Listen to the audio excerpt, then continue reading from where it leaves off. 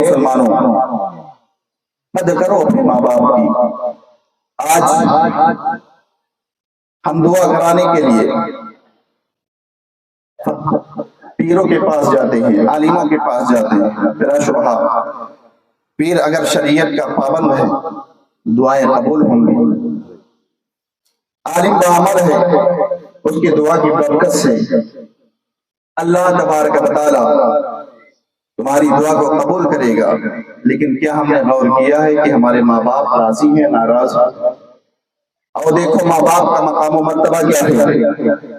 اللہ کے رسول صلی اللہ علیہ وسلم ارشاد فرماتے ہیں 3 لوگ جنت میں داخل نہیں ہوں گے۔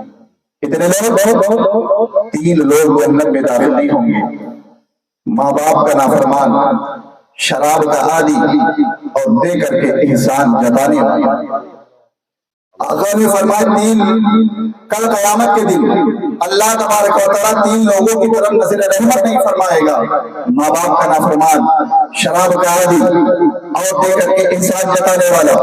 اور میرے آقا نے دوسری حدیث میں ارشاد فرمایا 3 لوگ جنت میں داخل نہیں ہوں گے، ایک دیوس اور ماں باپ، دوسرا ماں باپ کا نافرمان اور تیسری عورت مردوں سے مشابہت رکھنے والی عورت۔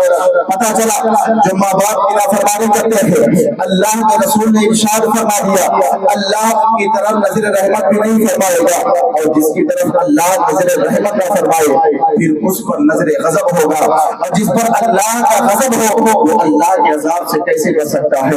میرے آقا نے ارشاد فرمایا یہ لوگ جنت میں داخل نہیں ہوں گے، ان میں سے ایک ماں باپ کا نافرمان ہے۔ اب آپ اندازہ فرماؤ جو ماں باپ کی نافرمانیاں کرتے ہیں، ماں باپ کو ستاتے ہیں، وہ بھلا جنت میں کیسے جائیں گے، وہ بھلا جنت میں داخل کیسے ہوں گے؟ اللہ کے رسول نے ارشاد فرمایا تھا رحمان خاک آلود ہو جائے اس کی رات، خاک آلود ہو جائے اس کی رات، خاک آلود ہو جائے اس کی رات۔ صحابہ کرام نے عرض پیش کیا تھا یا رسول اللہ کس کے؟ تب آقا نے ارشاد فرمایا تھا جو اپنے والدین کو بڑھاپے میں پائے یا ان میں سے کسی ایک کو پائے اور ان کی خدمت کر کے پھر جنت حاصل نہ کر دے۔ پتا چلا والدین کی خدمت کرنا یہ جنت حاصل کرنا ہے، اور والدین کی نافرمانی کرنا یہ جہنم میں جانے کا سبب ہے۔ اللہ کے رسول نے ارشاد فرمایا تھا ہما جنت میرے کا تمہارے ماں باپ تمہارے لیے جنت بھی ہے اور تمہارے ماں باپ تمہارے لیے جہنم بھی ہے۔ مطلب کیا ہے؟ مطلب یہ ہے اگر ماں باپ کی فرمانبرداری کرو گے اللہ تمہیں جنت عطا فرمائے گا، اور اگر ماں باپ کی نافرمانی کرو گے اللہ تمہیں جہنم میں ڈال دے گا۔ اور میرے آقا نے ارشاد فرمایا ہے جو اپنے والدین کے قبر کی زیارت جمع کرتا ہے میرے آقا ارشاد فرماتے ہیں اللہ اس کے گناہوں کو مٹا دیا کرتا ہے اور اس کے لیے نیکی لکھ دیا جاتا ہے۔ میرے آقا نے دوسری حدیث میں ارشاد فرمایا ہے جو اپنے والدین کی یا ان میں سے کسی ایک قبر کی زیارت ثواب کی نیت سے کرتا ہے اسے ایک حج مقبول کا ثواب ادا کیا جاتا ہے۔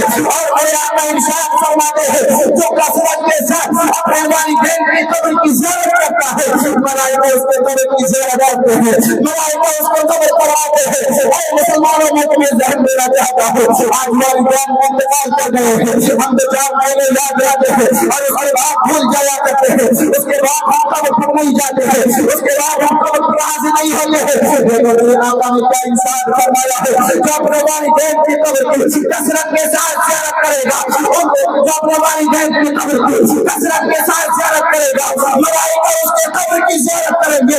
پتا چلا جو مرنے کے بعد چاہتا ہے کہ فرشتے اس کے قبر کی زیارت کرے، اپنے والدین کے قبر کی کثرت کے ساتھ زیارت کرے ملائکہ اس کے قبر کی زیارت کریں گے، اور جس کے قبر کی زیارت ملائکہ کر لے اس کے قبر پر رحمت و غفران کی بارشیں نازل ہوگی۔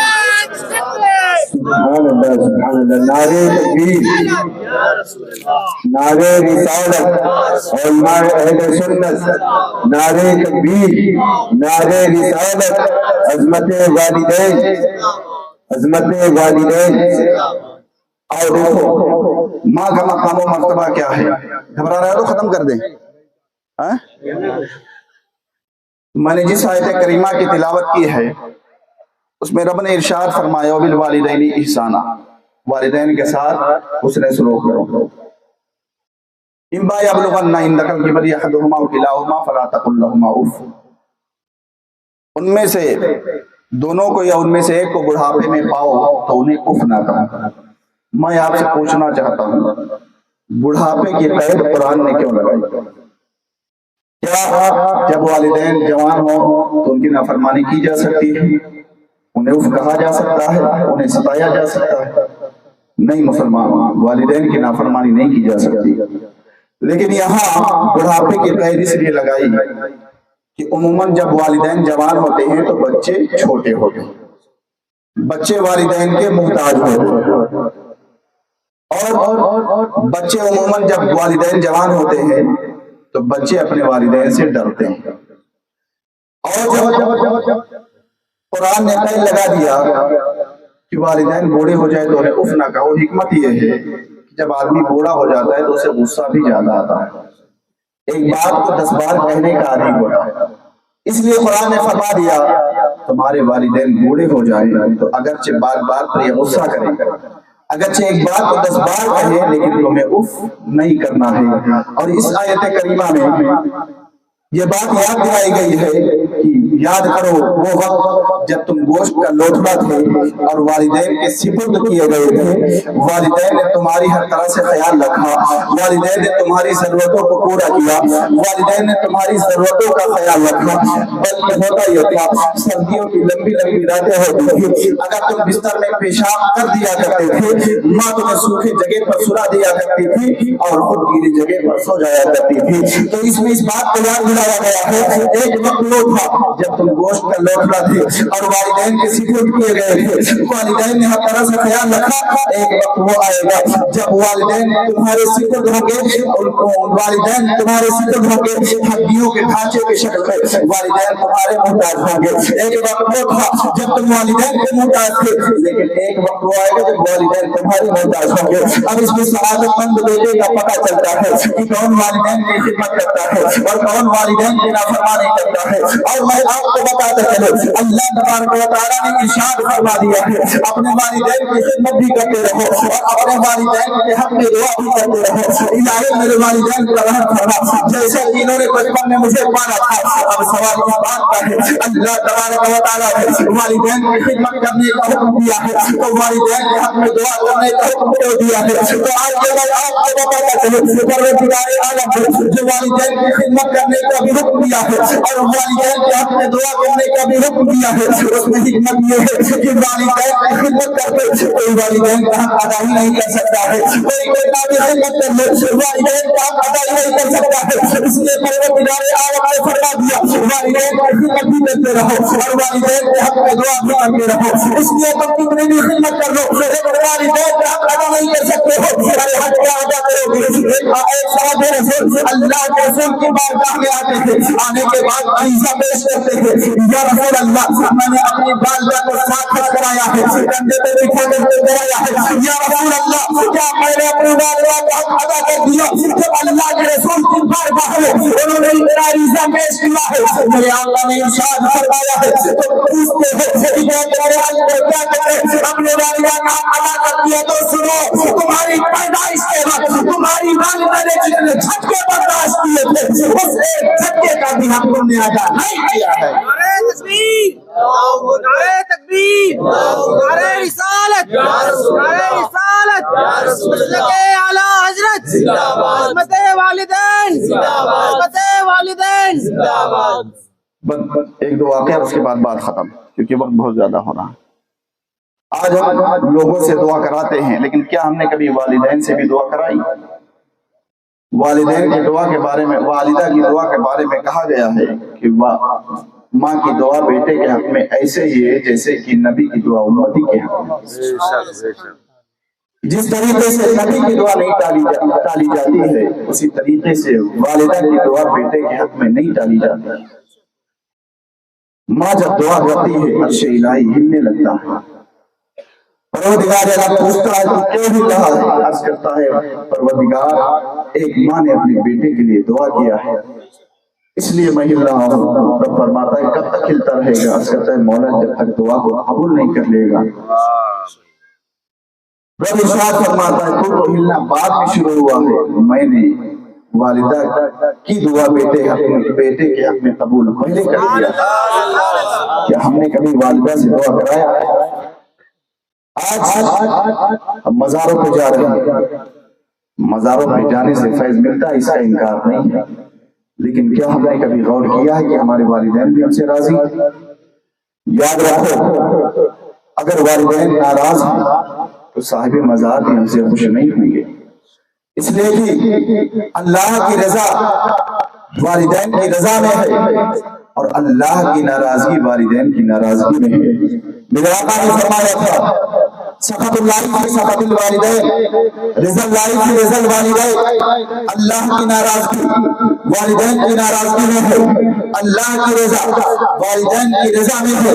مسلمانوں درگاہوں پر جاؤ، اس کا انکار نہیں ہے، لیکن کیا تم نے غور کیا ہے کہ والدین بھی تم سے ناراض ہیں یا ناراض نہیں ہے؟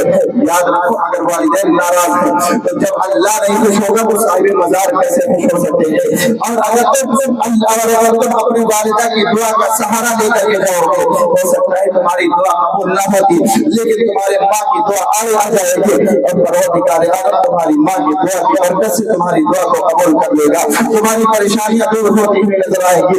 اور ایک ماں دعا کرتے بیٹے کے حق میں تو ایسا مقام و مرتبہ پا جاتا ہے۔ حضرت موسیٰ علیہ الصلوۃ والتسلیم نے دعا کیا تھا، الہی جنت میں میرا ہم نشیں کون ہوگا دکھا دے، الہی جنت میں میرا کون ساتھی ہوگا دکھا دے۔ پروردگار عالم نے ارشاد فرمایا، اے موسیٰ فلاں بستی میں چلے جاؤ، فلاں بازار میں چلے جاؤ، اس فلاں بازار میں چلے جاؤ، تمہیں اس ٹائپ کا ایک آدمی ملے گا، وہ جنت میں تمہارا ہم نشیں ہوگا، وہ جنت میں تمہارا ساتھی ہوگا۔ حضرت موسیٰ علیہ الصلوۃ والتسلیم اس آدمی کی دکان پر پہنچتے ہیں، آپ کیا دیکھتے وہ آپ کی گوشت کا کاروبار کر رہا ہے، گوشت کی دکان ہوتی ہے۔ حضرت موسیٰ علیہ الصلوۃ والتسلیم جن کو دیکھتے رہتے ہیں، آخر وہ کون سا ایسا کام کرتا ہے جس کی وجہ سے اللہ نے جنت میں اس کو میرا ساتھی بنا دیا ہے۔ صبح سے شام ہو جاتی ہے، حضرت موسیٰ وہ دکان بند کر کے جانے لگتا ہے۔ حضرت موسیٰ علیہ الصلوۃ والتسلیم ارشاد فرماتے ہیں، آج میں تیرا مہمان بننا چاہتا ہوں، وہ بہت سی اجازت دے دیتا ہے۔ حضرت موسیٰ علیہ الصلوۃ والتسلیم اس کے ساتھ اس کے گھر پر پہنچتے ہیں۔ حضرت موسیٰ علیہ السلام نے دیکھا ایک ایسی ماں ہے جو اپنے سے کھا نہیں سکتی ہے، جو اپنے سے کپڑا نہیں پہن سکتی ہے، جو اپنے سے بیٹھ نہیں سکتی ہے۔ یہ آدمی جب گھر پہنچا ہے، سب سے پہلے دوست کی اپنی بنائی ہے اور یہ اپنے بنانے کے بعد اپنی والدہ کو کھلا دیا ہے، اپنی والدہ کے کپڑے کو دھل کر کے سکھا دیا ہے اور اپنی والدہ کو پہنا دیا ہے۔ حضرت موسیٰ علیہ السلام اور تسلیم نے دیکھا جب اس آدمی نے اپنی ماں کو کھانا کھلا دیا اور کھلانے کے بعد کپڑا بھی پہنا دیا ہے اور اسے لٹا دیا ہے، تو آپ نے دیکھا وہی عورت میں ہوا کھل رہے تھے۔ حضرت موسیٰ علیہ السلام اور تسلیم نے اپنے کام کو اس کے قریب لیا ہے، وہ عورت کہہ رہی تھی، پروردگار عالم کو دیکھ رہا ہے، میرا بیٹا کتنی خدمت کر رہا ہے، اے پروردگار عالم میرے بیٹے کو جنت میں موسیٰ علیہ السلام کا ہم نشیں بنا دے، میرے بیٹے کو جنت میں وہ پیغمبر حضرت موسیٰ علیہ السلام کا ساتھی بنا دے۔ حضرت موسیٰ علیہ السلام نے اتنا سنا ہے، اس آدمی سے ارشاد فرمایا ہے، بتاؤ یہ تمہاری کیا ہے جو تم اس کی اتنی خدمت کرتے ہو؟ اس آدمی نے عریضہ پیش کیا ہے، یہ میری ماں ہے، یہ میری ماں خود سے کھا نہیں سکتی ہے، یہ میری ماں خود سے کپڑے نہیں پہن سکتی ہے، یہ میری ماں خود سے اٹھ نہیں سکتی ہے، میں جب آتا ہوں سب سے پہلے کھانا تیار کرتا ہوں، اپنی ماں کو کھلاتا ہوں، بعد میں کھاتا ہوں، اپنی ماں کو کپڑے پہناتا ہوں، اپنی ماں کی ضرورتوں کا خیال رکھتا ہوں۔ حضرت موسیٰ علیہ السلام اور تسلیم ارشاد فرماتے ہیں، مجھے مبارک ہو میں کوئی اور نہیں ہوں، وقت کا پیغمبر حضرت موسیٰ علیہ السلام اور تسلیم ہے، تم نے اپنی ماں کی خدمت کی ہے، تو تمہاری ماں نے دعا کر دیا ہے، تمہاری ماں نے دعا کر دیا ہے کہ تمہیں جنت میں میرا ہم نشیں بنا دے، تو مبارک ہو تمہیں ماں کی دعا کی برکت سے جنت میں میرا ہم نشیں بنا دیا گیا ہے، جنت میں میرا ساتھی بنا دیا گیا۔ نعرہ تکبیر، نعرہ رسالت، علماء اہل سنت، مسلک اعلی حضرت، عظمت والدین، نعرہ تکبیر، نعرہ رسالت، ماں کی دعا کا اثر ہے۔ تو اگر آپ پریشانی کے شکار ہیں، والدین سے دعا کرائیے، والدہ سے دعا کرائیے۔ آخری بات اور گفتگو ختم، والدہ کی دعا میں اگر اثر ہے تو والدہ کی بد دعا میں بھی اثر ہے، اس لیے خدا را کبھی ایسا کام نہیں کرنا کہ والدہ مجبور ہو جائے تمہیں بد دعا دینے کے لیے۔ اور میں اپنی ماں سے گزارش کروں گا کہ تمہارا آپ کا بچہ آپ کا دل دکھائے لیکن کبھی اپنی اولاد کے حق میں بد دعا نہیں کرنا، اس لیے کہ والدہ نے بد دعا کر دیا تو وہ تو پورا ہی ہوگا. اگر دعا پوری ہوتی ہے تو بددعا بھی پوری ہوگی. آخری واقعہ سنا کر کے میں بات کو ختم کروں. حضرت جریج رضی اللہ تعالی عنہ ہیں. حضرت جریج جو بہت پرہیزگار تھے, انہوں نے بستی سے الگ تھلگ اپنا عبادت خانہ بنا لیا تھا. حضرت جریج اللہ کی عبادت کیا کرتے تھے. ایک دن آپ نماز پڑھ رہے تھے, آپ کی والدہ محترمہ آئی. آپ کی والدہ کو نہیں معلوم تھا کہ آپ نماز پڑھ رہے ہیں. انہوں نے آپ کو آواز دیا. آپ نے سوچا اللہ کی عبادت کر رہا ہوں, دوسری طرف والدہ ہمیں بلا رہی ہے, کس طرف جاؤں؟ تو آپ نے سوچا چلو اللہ ہی کی عبادت میں لگے رہتے ہیں. پہلی آواز آپ کی والدہ نے دیا, آپ نے نہیں بولا. دوسری آواز آپ کی والدہ نے دیا, آپ نہیں بولے. تیسری آواز آپ کی والدہ نے دیا, آپ نہیں بولے. تو آپ کی والدہ کو غصہ آ گیا. آپ کی والدہ نے بددعا کر دیا کہ تو اس وقت تو دنیا سے اس وقت تک نہیں جائے گا جب تک بدکار عورت کا منہ نہ دیکھ لے. یہ آپ کی والدہ نے بددعا کر دی, اب دعا کیا. حضرت جریج اللہ کی عبادت کیا کرتے تھے. بنی اسرائیل کے لوگوں نے آپ کی عبادت کو دیکھا. ہونا تو یہ چاہیے تھا حضرت جریج کی اتباع کرتے اور اللہ کی عبادت زیادہ سے زیادہ کرتے, لیکن بغض و حسد میں جلنے لگے. بغض و حسد میں ان کا سینہ جلنا لگا. آپ جلنے لگا. اب وہ موقع کی تلاش میں رہنے لگے کہ کب موقع ملے اور کب حضرت جریج پر تہمت لگائی جائے, کب حضرت جریج کو تکلیفیں دی جائے, کب حضرت جریج کو تکلیفیں دی جائے. انہوں نے ایک عورت کو تیار کیا اور تیار کرنے کے بعد کہا تم جریج کے پاس چلی جاؤ اور اس کی عبادت کو, اور تم جریج کے پاس چلی جاؤ اور اسے برقرانے کی کوشش کرو. وہ عورت حضرت جریج کے پاس آئی اور آنے کے بعد آپ کو بدکاری کی دعوت دیا, لیکن آپ اللہ کے ولی تھے, آپ اللہ کی عبادت کیا کرتے تھے, آپ اللہ کے مقبول بنتے تھے. آپ نے اس عورت کی طرف توجہ نہیں دیا, آپ اس عورت کی طرف مائل نہیں ہوئے. وہ عورت وہاں سے نکلتی ہے اور نکلنے کے بعد ایک چرواہے کے پاس پہنچتے ہیں اور نعرے تکبیر, اللہ اکبر, نعرے رسالت یا رسول اللہ, نعرے رسالت یا رسول اللہ, علماء اہل سنت زندہ باد, علماء اہل سنت زندہ باد. جنریٹر ہے کیا؟ جلدی سے چالو کر دیجیے. میں زیادہ دیر کی تقریر میں یہ واقعہ سنا.